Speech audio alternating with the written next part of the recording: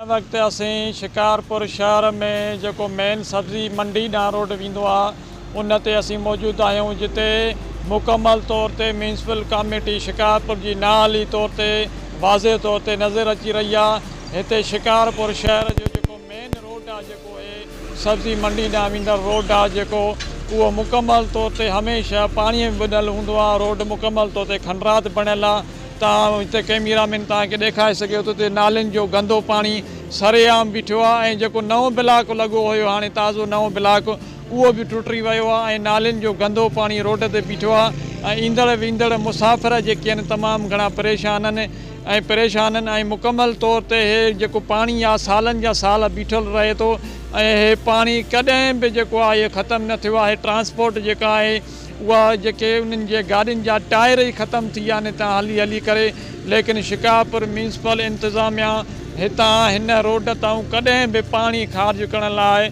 न कयो आहे। CMO मुर्तज़ा जागराणीअ जी इहा दावा रही आहे त शिकारपुर शहर मुकमल तौर ते पाक ऐं क्लीन आहे, लेकिन तव्हां हर मोड़ ते हर शहर जे हर चौक ते गंद कचिरो ॾिसी रहिया आहियो।